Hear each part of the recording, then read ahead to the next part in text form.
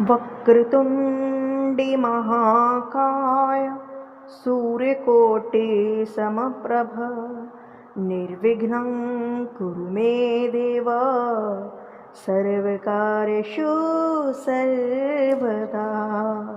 राधे राधे दोस्तों, भक्ति सागर सोनिका चैनल में आप सबका स्वागत है। उम्मीद है कि आप सब कुशल से होंगे। आज हम बात कर रहे हैं पोष पुत्रदा एकादशी व्रत कथा की। तो आज है पोष पुत्रदा एकादशी व्रत, इसीलिए हम आपको सुना रहे हैं व्रत कथा। लेकिन उससे पहले यदि अभी तक आपने हमें सब्सक्राइब नहीं किया है तो कृपया सब्सक्राइब जरूर कीजिए भक्ति सागर सोनिका, और इंस्टा पर मोटिवेशन सोनिका और फेसबुक पर भी भक्ति सागर सोनिका, क्योंकि हम आपके लिए लेकर आते हैं बहुत अच्छी अच्छी कथाएं, उपाय और मंत्र भजन।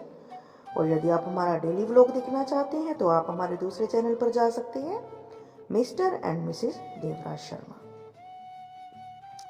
तो अब कथा शुरू करते हैं। पोष पुत्रदा एकादशी व्रत कथा। बोल श्री कृष्ण भगवान की जय। एक बार महाराज युधिष्ठिर ने पूछा कि हे भगवान, आपने सफला एकादशी का मातम बताकर बड़ी कृपा की। अब कृपा करके ये बताइए कि पोष शुक्ल एकादशी का क्या नाम है, उसकी विधि क्या है और उसमें कौन से देवता की पूजा होती है। भक्त वत्सल भगवान श्री कृष्ण बोले, ही राजन, इस एकादशी का नाम पुत्रदा एकादशी है। इसमें भी नारायण भगवान की पूजा की जाती है। इस चर और अचर संसार में पुत्रदा एकादशी के व्रत के समान दूसरा कोई व्रत नहीं है। इसके पुण्य से मनुष्य तपस्वी, विद्वान और लक्ष्मीवान होता है। इसकी मैं एक कथा कहता हूँ, तुम ध्यान से सुनो। भद्रावती नामक नगर में सुकेतुमान नाम का एक राजा राज्य करता था। उसके कोई पुत्र नहीं था। उसकी स्त्री का नाम शैव्या था। वह निपुत्री होने के कारण सदा चिंता करती। राजा के पितृ भी रो रो कर पिंड लिया करते और सोचा करते कि इसके बाद हमको कौन पिंडदान करेगा। राजा को भाई, बांधव, धन, हाथी, घोड़े, राज्य और मंत्री, इन सब से किसी में भी संतोष ना होता। वह सदा यह विचार करता कि मेरे मरने के बाद मुझको कौन पिंडदान करेगा। बिना पुत्र के पितरों और देवताओं का ऋण मैं कैसे चुका पाऊंगा। जिस घर में पुत्र ना हो उस घर में सदा अंधेरा रहता है। इसीलिए पुत्र उत्पत्ति के लिए प्रयत्न करना चाहिए। जिस मनुष्य ने पुत्र का मुख देखा है वह धन्य है। उसको इस लोक में यश और परलोक में शांति मिलती है, अर्थात उनको दोनों लोग सुधर जाते हैं। पूर्व जन्म के कर्म से ही इस जन्म में पुत्र, धन आदि प्राप्त होते हैं। राजा इसी प्रकार रात दिन चिंता में लगा रहता। एक समय तो राजा ने अपने शरीर को त्यागने का निश्चय कर लिया, परंतु आत्मघात को महान पाप समझकर उसने ऐसा नहीं किया।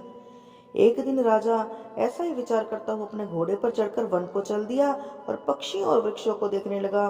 उसने देखा कि वन में मृग, व्याघ, सूअर, सिंह, बंदर, सर्प भ्रमण कर रहे हैं। हाथी अपने बच्चे और हथनियों के बीच घूम रहा है।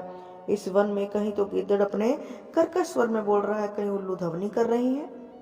वन के दृश्य को देख रहा सोच में विचार में लग गया। इस बकर आधा दिन बीत गया। सोचने लगा कि मैंने कई यज्ञ किए, ब्राह्मणों को भोजन करवाया, पर फिर भी दुख प्राप्त हुआ क्यों। राजा प्यास के मारे दुखी हो गया और पानी की तलाश में इधर उधर फिरने लगा। थोड़ी देर में राजा ने एक सरोवर देखा। उस सरोवर में कमल खिले हुए थे।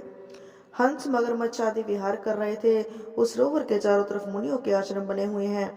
उसी समय राजा के दाहिने अंग फड़कने लगे।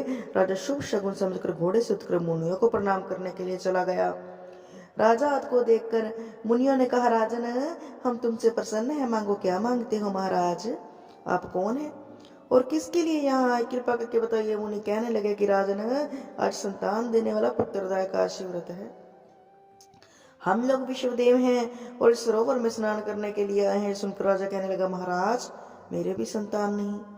यदि आप मुझ पर प्रसन्न हो तो पुत्र का वरदान दे दीजिए। मुनि बोले, राजन, आज पुत्रदा एकादशी है, आप अवश्य ही इसका व्रत करें। भगवान की कृपा से अवश्य ही आपके घर में पुत्र होगा। मुनि के वचनों को सुनकर राजा ने उसी दिन एकादशी का व्रत किया और द्वादशी को उसका पारण किया। इसके पश्चात मुनियों को प्रणाम करके महल में वापस गया। कुछ समय के बाद रानी ने गर्भ धारण किया और 9 महीने के पश्चात उनके पुत्र की प्राप्ति हुई। राजकुमार अत्यंत शूरवीर, यशस्वी, प्रजापालक हुआ। श्री कृष्ण बोले, राजन, पुत्र की प्राप्ति के लिए पुत्रदा एकादशी व्रत करना चाहिए। जो मनुष्य इस महात्म्य को पढ़ता या सुनता है उसे अंत में स्वर्ग की प्राप्ति होती है। बोलो श्री कृष्ण भगवान की जय। तो ये थी हमारी पुत्रदा एकादशी व्रत कथा। यदि आपको अच्छी लगे तो लाइक, सब्सक्राइब और शेयर जरूर करें। कमेंट बॉक्स में जय श्री कृष्णा, जय श्री राधे जरूर लिखें। धन्यवाद।